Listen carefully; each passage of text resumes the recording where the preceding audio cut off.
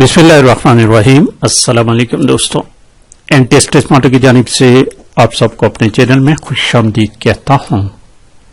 दोस्तों, CTIT के सिलसिले में पार्ट नंबर 28 अपलोड कर लेते हैं।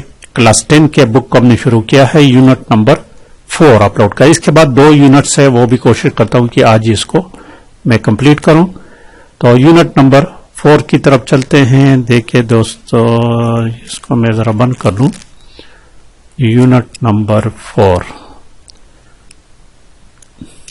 ये देखिए यूनिट नंबर 4 सी प्रोग्रामिंग के बारे में हमने शुरू किया था। Control structure, control structure. तो डायरेक्टली एक्सरसाइज की तरफ चलते हैं। एक्सरसाइज देखिए, क्वेश्चन लिखा हुआ है कि विच programming statement makes a decision.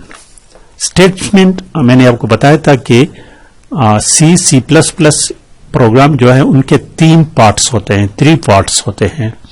एक होता है हेडर फाइल्स, जिसको हम प्री प्रोसेसर डायरेक्टिव्स कहते हैं।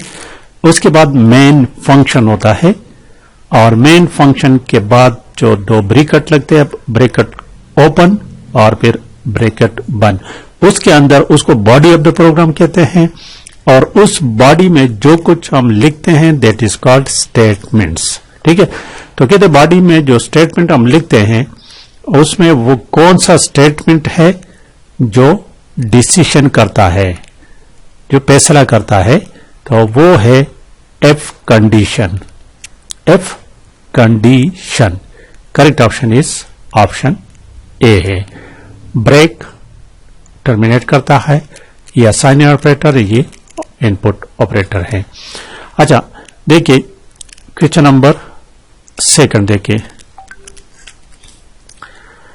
The conditional portion of if statement. F क्या है? दिस इज अ स्टेटमेंट, और इसका कंडीशन, क्योंकि एफ जाहिर तौर पर हम खुद एफ, अगर ये खुद एक कंडीशन है, अगर ऐसा हो तो ऐसा किया जाए और नहीं तो ऐसा किया जाए। ठीक है, तो इसमें जो कंडीशन पोर्शन होता है वो इनक्लोज्ड होता है।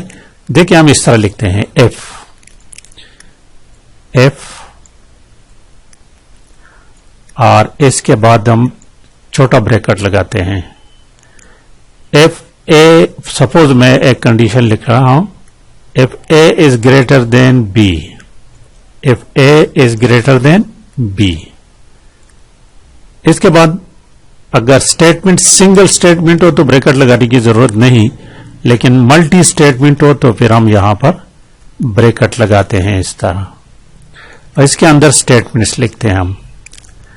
ठीक है, तो अगर ये काम हो तो ये किया जाए, ये ब्लॉक, ऐसा नहीं तो एल्स। एल्स, एल्स का मतलब अभी आपको समझाता हूं कि इसका मतलब क्या है। एल्स लिखते हैं और इसके बाद यहां पर भी ब्रैकेट्स लगाते हैं, तो ये काम होगा। अब यहां पर ए इज ग्रेटर देन बी, इसके 2 आंसर्स हो सकते हैं, या तो ये ट्रू होगा या फॉल्स, बस 2 काम हो सकते हैं। अगर ए की जो वैल्यू है वो बी से बड़ी है तो ये ट्रू, इसका आंसर ट्रू आएगा। जब इसका आंसर ट्रू आएगा तो ये पहला ब्लॉक जो है ये डिस्प्ले हो जाएगा, ये आउटपुट हो जाएगा, ये काम होगा। अगर ये फॉल्स है, A is not greater than B यानी फॉल्स हो, तो फिर ये एल्स का जो ब्लॉक है ये डिस्प्ले होगा। तो देखिए हमने कंडीशनल जो जगह है वो किस में हमने बंद किया है, the conditional portion is enclose in this bracket. Option B इसमें करेक्ट ऑप्शन है। क्वेश्चन नंबर 3 देखिए, number 3, which of the following is not part of if statement. If statement में चूंकि कंडीशन है, a condition that evaluates a character. Character नहीं, ये गलत है।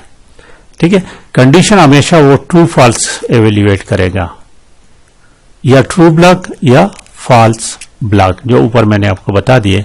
तो इसमें नॉट का लफ्ज है, तो this is not part of F condition. Option A है। अच्छा देखिए, नेक्स्ट देखिए, स्विच केस। ये केस लिखा हुआ ना, ये स्विच केस की बात है। तो case block ends with break, हमेशा याद रखिए, ends with break. Option C correct option है।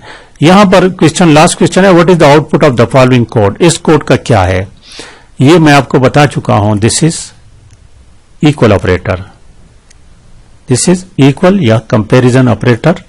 1 इज इक्वल टू 1 ये ट्रू है, 1 इज इक्वल टू 1 ये ट्रू है। ये जो आपको नजर आ रहा है ये आर है, ये ट्रू हो या ये गलत है।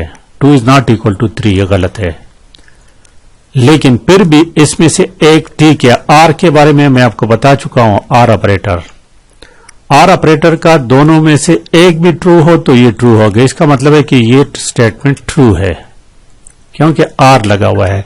अगर आर की जगह एंड लगा होता तो ये फॉल्स है।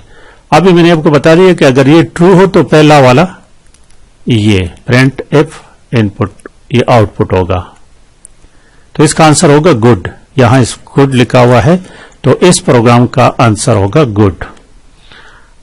ये देखिए प्रिंट बैड, ये देखिए ऑप्शन ए करेक्ट ऑप्शन में गुड प्रिंट होगा। ओके, तो ये तो दोस्तों आज का पार्ट, लाइक शेयर लाजिमी करें। Thank you for watching.